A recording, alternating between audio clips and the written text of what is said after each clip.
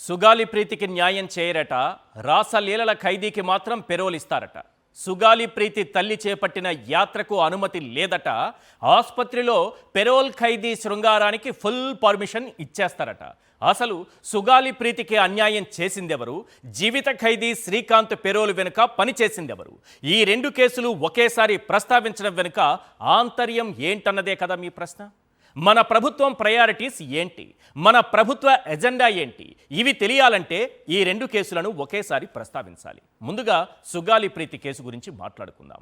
గత ఎన్నికల సమయంలో జనసేన ప్రధాన ఎజెండా, పవన్ కళ్యాణ్ మీటింగులకు ప్రధాన ఎజెండా ఒకే ఒక్క సుగాలి ప్రీతి. ఆమెకు న్యాయం జరిగేంత వరకు తన పోరాటం ఆగదని అరిచి ఊగిపోయిన పవన్ కళ్యాణ్ ప్రస్తుతం ఉప ముఖ్యమంత్రిగా ఉన్నారు. మొన్నటికి మొన్న సుగాలి ప్రీతి కేసును చేపట్టలేమని సిబిఐ చేతులెత్తేసింది.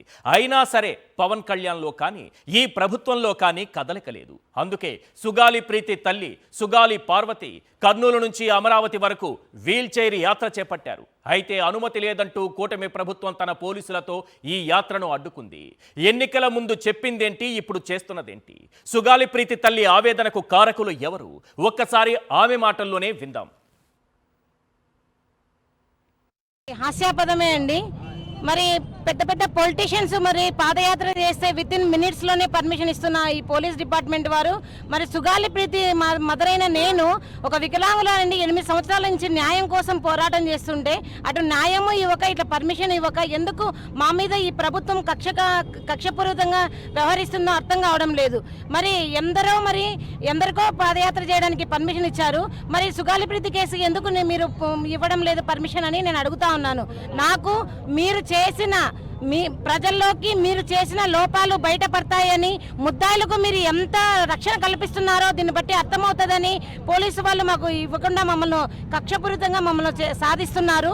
మరి ప్రభుత్వాలు కూడా అడుగుతున్నాను, నేను ప్రజల్లోకి వెళ్ళడం వల్ల మీ ప్రభుత్వం మంచి చేసింటే మీకు ఎందుకు అంత నష్టము?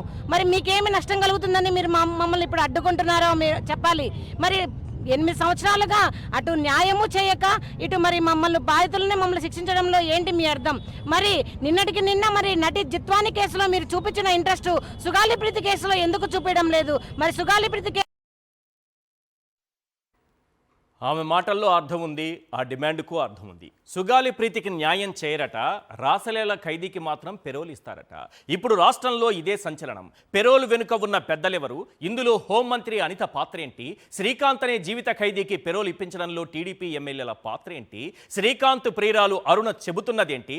అసలు శ్రీకాంత్కు పెరోల్ వెనుక హోంమంత్రి అనిత ఉన్నారా లేరా అని ప్రశ్నిస్తే అనిత గారు ఇచ్చిన సమాధానం ఏంటి? దానికి శ్రీకాంత్ ప్రియురాలు అరుణ రియాక్షన్ ఏంటో ఒక్కసారి మనం స్క్రీన్ పైన చూద్దాం. దాన్ని సిఫార్సు చేసింది, సర్క్యులేట్ చేసింది. ఎవరున్నారు? నేనేమంటానంటే ఇప్పుడు దయచేసి అందరూ కూడా నాకు సోదరులు లాంటి వాళ్ళే. పెరోల్ ఎలా వచ్చింది, ఏమొచ్చిందన్న పోస్ట్ మార్టం కన్నా ఆ వెనకాతల జరుగుతున్న సిచ్యువేషన్ గురించి పోస్ట్ మార్టం చేసుంటే మీకు బాగుండేది, నాకు బాగుండేది. ఇప్పుడు ఫర్ ఎగ్జాంపుల్ అంతవరకు సిచ్యువేషన్స్ నిన్న మొన్న కొన్ని సోషల్ మీడియాస్లో హల్చల్ చేసినాయి. Who is that fellow? ఆవిడ ఏంటి, బ్యాక్గ్రౌండ్ ఏంటి, ఆవిడ ఏం చేస్తా అంది? సో నేనేమంటానంటే పెరోల్ అన్నది నేను డెఫినెట్గా చెప్తున్నానండి. పెరోల్ విషయంలో ఎలా వచ్చింది ఏంటన్నది నేనైతే డెఫినెట్గా మేమైతే మా ఎంక్వైరీ రిపోర్ట్ మాకు వస్తుంది. దాని మీద అయితే మేము ఎంక్వైరీ చేస్తున్నాం. అసలు ఈ పెరోల్ అనేది ఒక అర్జీ రూపంలో ఫస్ట్ పోయింది హోమ్ మినిస్టర్ గారికి.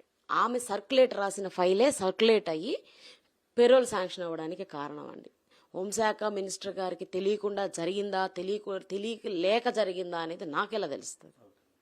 సర్క్యులేట్ రాసింది, దాని మీద ఫైల్ సర్క్యులేట్ అయ్యింది, పెరోల్ వచ్చిందని మాత్రమే మాకు తెలుసు. హోమ్ మినిస్టరే చాలా క్లియర్గా అరుణ గారు చెప్పేశారు. కానీ మన హోంమంత్రి గారు ఏం చెప్పారన్నది మాత్రం అర్థం కావట్లేదు. నిజంగా కొంకణి భాషలో చెప్పున్నా కాస్తో కూస్తో అర్థమయ్యేది, కానీ మేడం గారు తెలుగులోనే మాట్లాడారు, కానీ అసలు అర్థం కావట్లేదు. అదేంటో సార్, అసలు అర్థం కాలేదన్నట్టుగా పరిస్థితి మారిపోయింది.